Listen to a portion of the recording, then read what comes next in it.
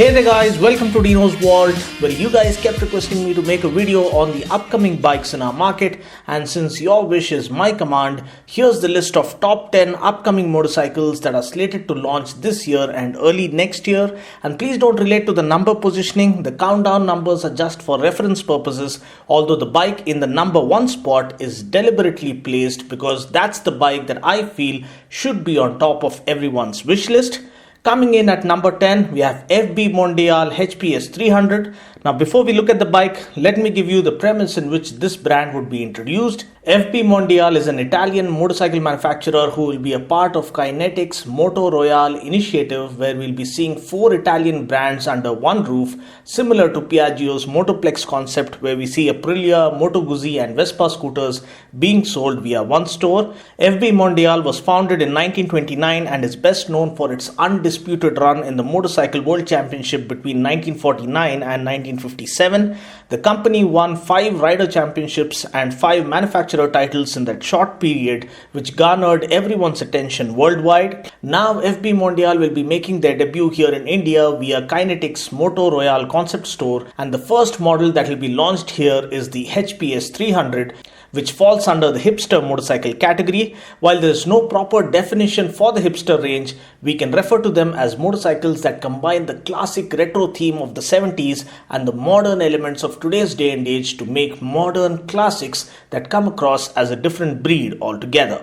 So the HPS 300 is the very definition of beauty and craftsmanship and pure motorcycling ecstasy. The form factor looks divine with classic cafe racer design, spoke wheels, a bobbed front fender, gorgeous looking headlamp, meticulously laid out seat, knobby pattern off-roading tires, bar and chrome mirrors, stunning detail on the tank, drag straight handlebar, a chopped rear fender, a machine gun style twin exhaust and gas charged rear shock absorbers. Now powering this bike will be a single cylinder liquid cooled 249cc fuel injected 4-valve engine with a DOHC layout. Now this puts out a max power of 25 PS at 9000 RPM and a max torque of 22 Newton meters at 7000 RPM. We get a 6-speed gearbox, but the best part about this bike is that it is incredibly lightweight, just like the Duke 200. The dry weight for this bike is a mere 135 kgs, which results in an incredibly high power to weight ratio. Tank capacity is 9 liters, ground clearance is 155 mm and the seat height is 785 mm. Suspension wise, we get 41 mm upside down front forks, and at the back we get dual gas charged shock absorbers. Talking about the brakes, we get a single 280 mm disc up front and a single 220 mm disc at the back. We do get ABS on board. Talking about the wheels and tires, we get 18-inch wheel with 100/90 tire up front and a 17-inch wheel with a 130/70 tire at the back.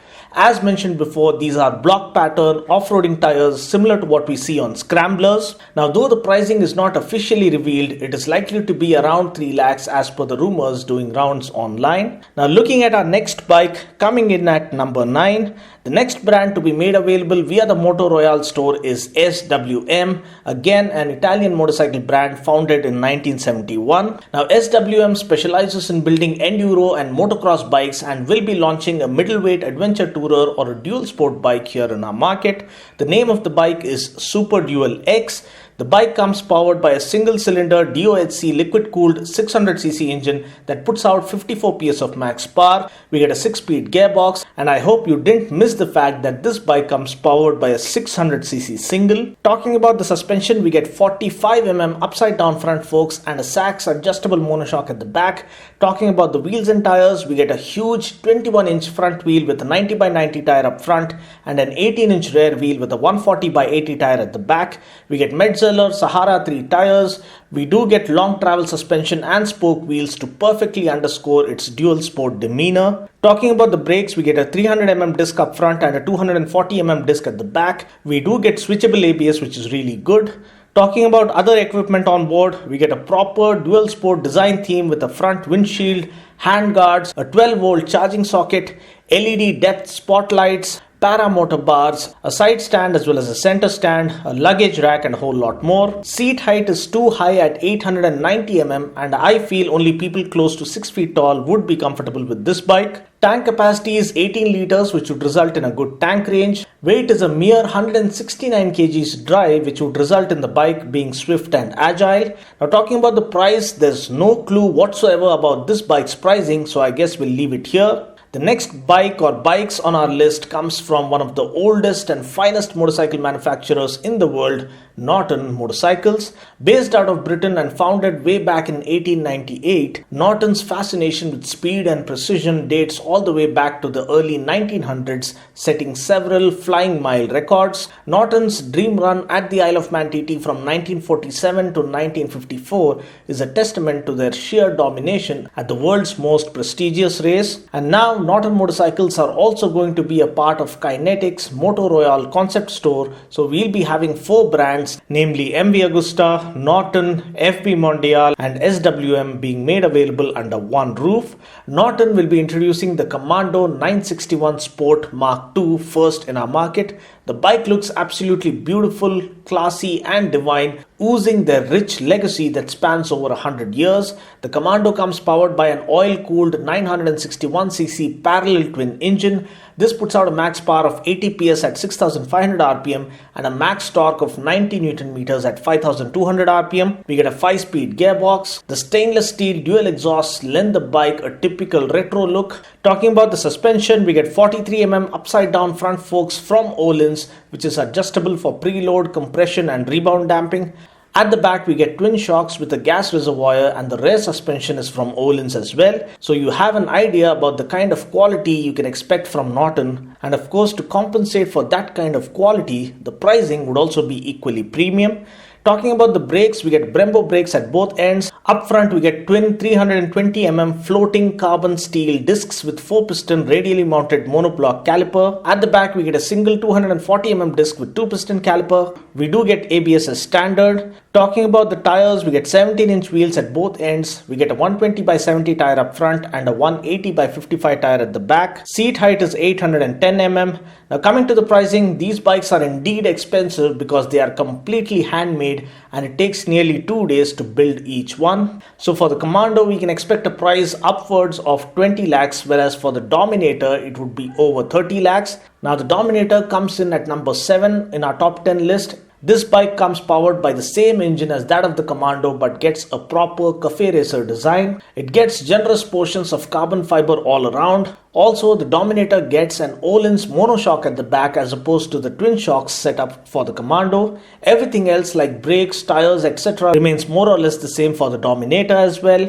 So now that we are done with the Norton Twins, let's look at another set of twins that are all set to make their debut here in India, the Husqvarna Twins. Now the brand name Husqvarna is actually pronounced as Husqvarna, but however you choose to pronounce it, there's no taking away from the fact that they make some of the most beautiful as well as the best enduro and motocross bikes in the world. Giving you guys a bit of Dinopedia, Husqvarna is the name of a town in Sweden where the brand was founded back in 1689. Back then they used to make muskets, which means long barrel guns. Husqvarna first started building bicycles in 1903 and built their first 550cc 4-stroke V-twin engine back in 1920. For those who are unaware, KTM acquired Husqvarna from BMW in 2013, and now KTM is all set to bring another revolution here in the Indian motorcycling market with the radically designed new age motorcycles from Husqvarna. While there is no official announcement about when KTM will launch Husqvarna here, as per some sources, the brand will be launched either towards the end of this year or early next year, with 2 motorcycles likely to premiere at the same time, namely Vittpillen and Svartpillen, wherein Vittpillen means a white arrow in Swedish and Svartpillen means a black arrow. Both the bikes will share the same powertrain from the Duke 390 but will carry a different state of tune. The design language is unlike anything we've seen before, and that serves as a strong USP for both these bikes. The Vittpillen is a cafe racer while the Svartpillen is a scrambler. Both the bikes will be priced at a slightly higher price tag compared to the RC and the Duke 390. The progressive design and the contemporary theme simply blows you away, and the overall fit and finish looks extremely premium. Powering these bikes will be the same 373cc mill sourced from the Duke 390 that puts out 44 PS of max power and 37 Newton meters of max torque. The exhaust is made of aluminium to exude that premium feel. Talking about the brakes, we get 320mm disc up front and a 230mm disc at the back. We do get ABS as standard. Talking about the suspension, we get the same 43mm open cartridge forks from the new Duke, and at the back we get a monoshock. We get a slipper clutch and ride-by-wire throttle. The spoke wheels with the Husqvarna logo imbibed on them look absolutely gorgeous. Ground clearance is 170mm, tank capacity is 9.5 liters, seat height is 835mm. The best part about this bike is that the bike's dry weight is just 148 kgs, which means it will be an absolute screamer on the streets when it comes to performance.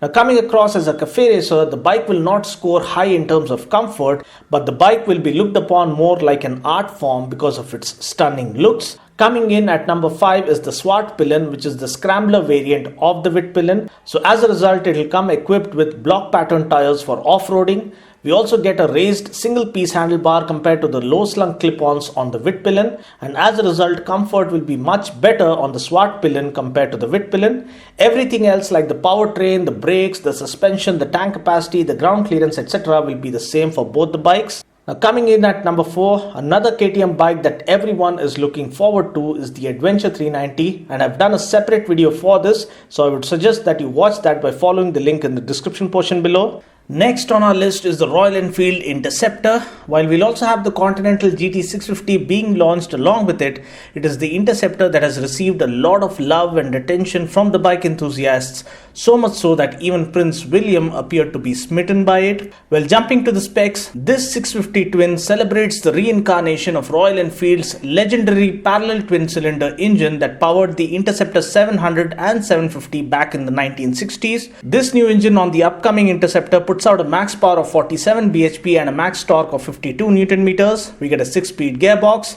Talking about the suspension, we get 41mm forks up front and twin gas-charged shock absorbers at the back. Talking about the brakes, we get a 320mm disc up front and a 240mm disc brake at the back. We do get ABS as standard. Talking about the tires, we get 18-inch wheels at both ends with a 100/90 tire up front and a 130/70 tire at the back. Seat height is 804mm, tank capacity 13.7 liters, and the ground clearance is 174mm. The dry weight of this bike is 203 kgs, which means it would be on the heavier side. And then we have the Continental GT, which gets the same engine and puts out the same power figures. The brakes and suspension also remain the same for both. It's only that the GT gets a smaller tank of 12.5 liters compared to 13.7 liters of the Interceptor. Rest everything seems to be more or less the same. These are likely to be launched later this year or early next year, and the expected price as per online speculations is around 3.5 lakhs.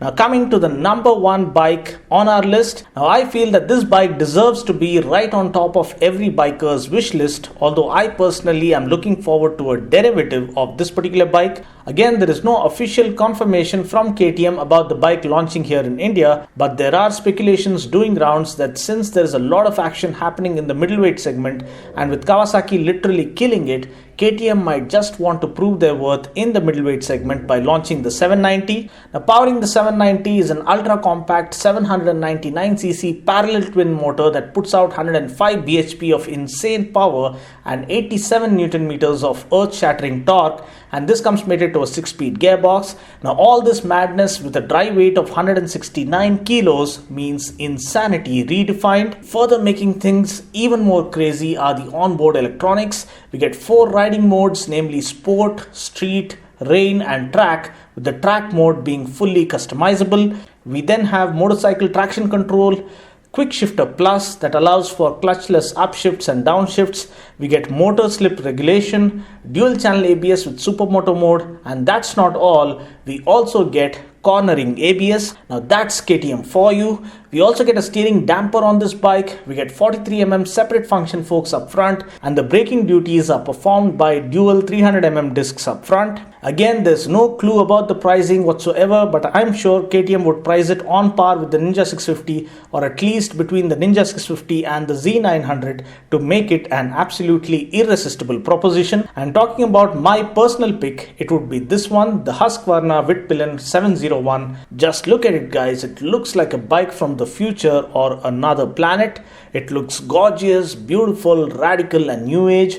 It just looks like a different breed altogether. This bike gets the same power plant as that of the Duke 690, one of the most powerful and insane single-cylinder engines to have been ever made. This puts out 75 bhp of max power and 72 Newton meters of max torque, but I'm hoping if not this bike, at least Husqvarna launches a Twins 801 based on the Duke 790. Now finally, looking at the upcoming mass market launches, we have the Hero X-Pulse coming up. I've already done a first look video for the X-Pulse listing all the details that you need to know about the bike, and you can watch that video by following the link in the description portion below. Now once launched, the X-Pulse will be the most affordable dual sport bike in our market.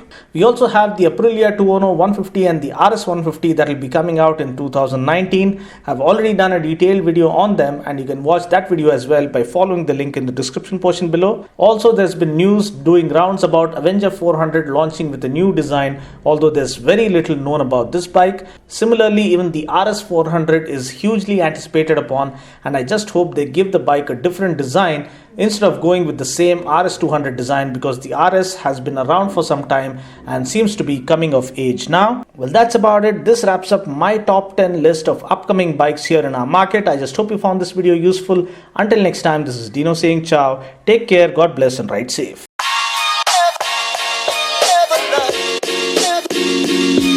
Yeah.